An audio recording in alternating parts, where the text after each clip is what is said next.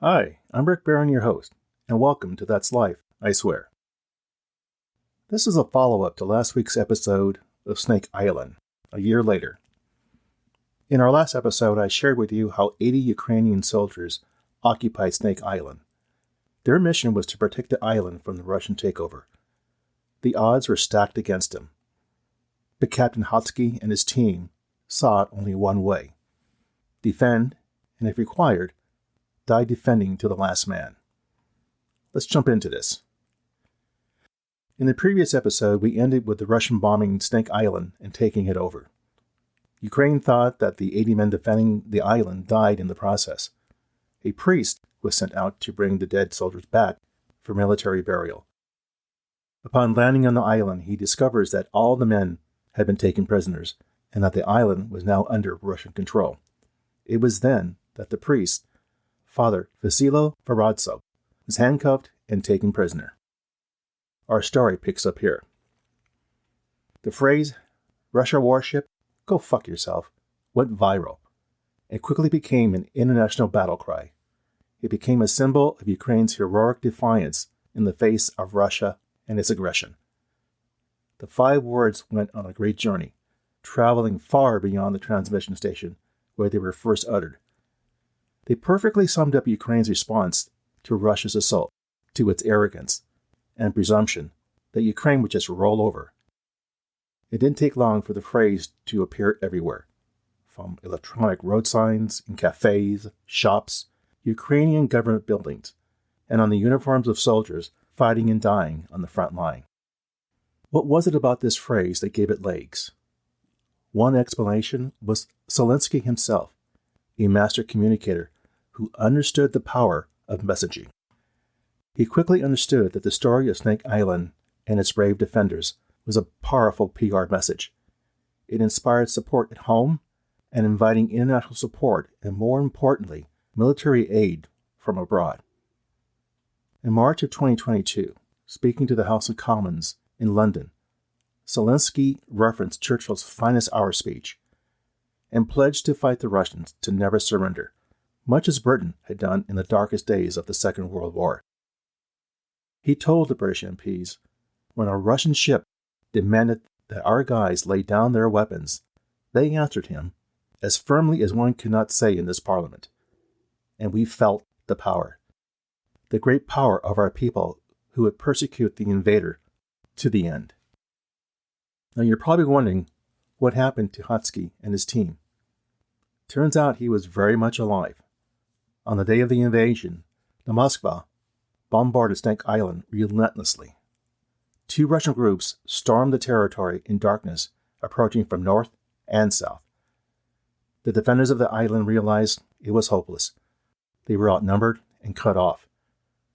The decision was made to lay their arms down and surrender.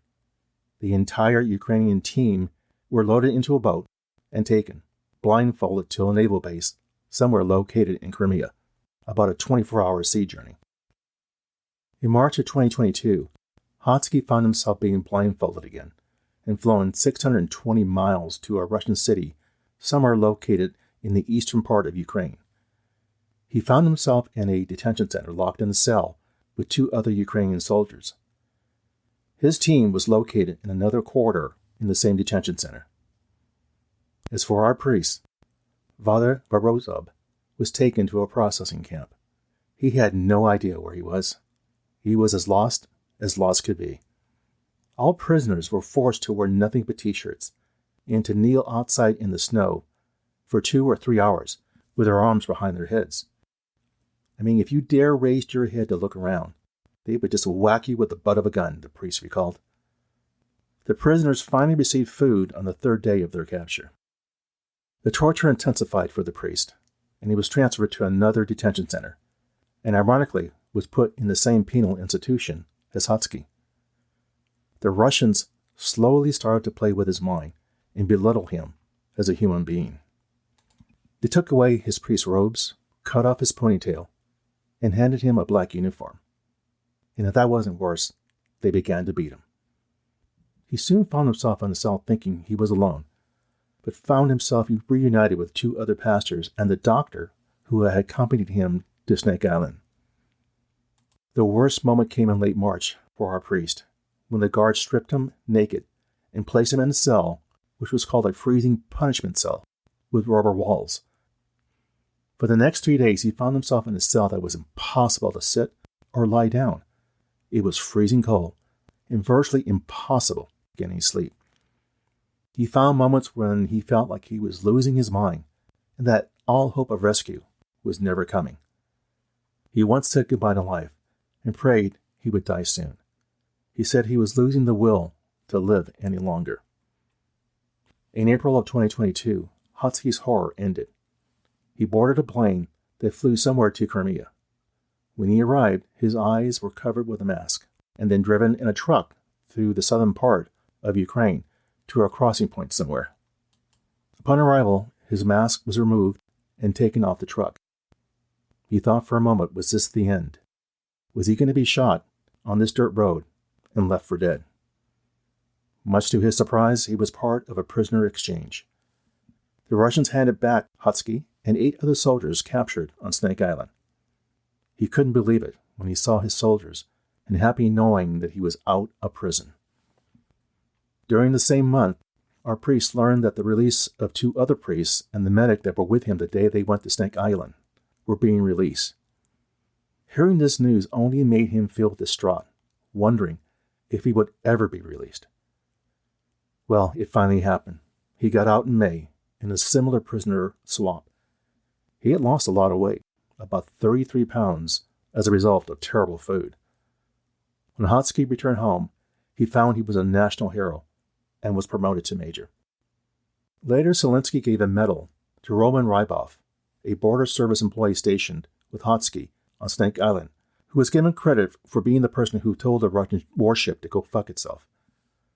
With the return of Vasilo and Hodsky, plus Roman being awarded with a medal from President Zelensky, another idea came to the surface that would celebrate the bravery of Ukraine's men on Snake Island. Igor Smelemensky, who was the general director of the National Post Office Service, started a stamp contest and asked the Ukrainian people to submit ideas commemorating the Battle of Snake Island. He had over 50-plus entries to select from for a new postal stamp. In the end, the winning stamp was of a Ukrainian soldier giving the middle finger to a large gray warship, the Moskov.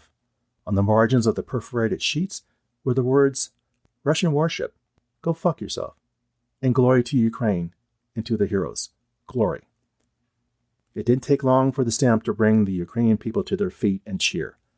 They found the stamp to be representative of their strong defiance against Russia. It was democratic, just like Ukraine. Once the stamp was available at the various local post offices, the lines to purchase were very long. The Ukrainian people were very patient. They waited in line, didn't leave their place in line, even when the air raid siren sounded. Igor was overwhelmed with the people's response to the stamp. He walked outside his office and took time to pose for selfies, holding a sheet of the new stamps. There were over 70,000 stamps on sale that day, which went very fast. The stamp was a sensation, a piece of history. Ironically, Ukraine launched 2 Neptune anti-ship cruise missiles the following evening from a secret mission that slammed into the Moskov, about 80 miles south of Odessa, close to Snake Island. The Moskov was the first Russian flagship to be sunk since the 1905 Russian-Japanese War, and the largest boat to be lost in conflict since 1945. It's now resting at the bottom of the Black Sea. On June 30th, 2022, 4 months after the initial attack, the Russians left Snake Island. Russia said it was leaving the island as a goodwill gesture. Right. The island was deserted once more. But for now, Snake Island is free, and it is Ukrainian. What can we take from this story? What's the takeaway? Let it be said that the Ukrainian people are tough as granite. What took place on Snake Island was symbolic of Ukraine's demeanor, to never think of the impossible, but rather the possible. A Ukrainian citizen said it best when they were purchasing the Snake Island postage stamp the first day of its release. And I quote, "It's a symbol. It shows our inner patriotism. I feel this, she says. Snake Island didn't surrender. I'm not going to surrender. Nor is my husband. Take a look at the Q. The stamp is a bit of paper. It may be small, but it's powerful. The same as Ukraine. End quote. Well, there you go. That's life, I swear. For further information regarding the material covered in this episode, I invite you to visit my website that you can find on either Apple Podcasts or Google Podcasts for show notes calling out key pieces of content mentioned and the episode transcript. As always, I thank you for listening. Be sure to subscribe here or wherever you get your podcasts so you don't miss an episode. See you soon.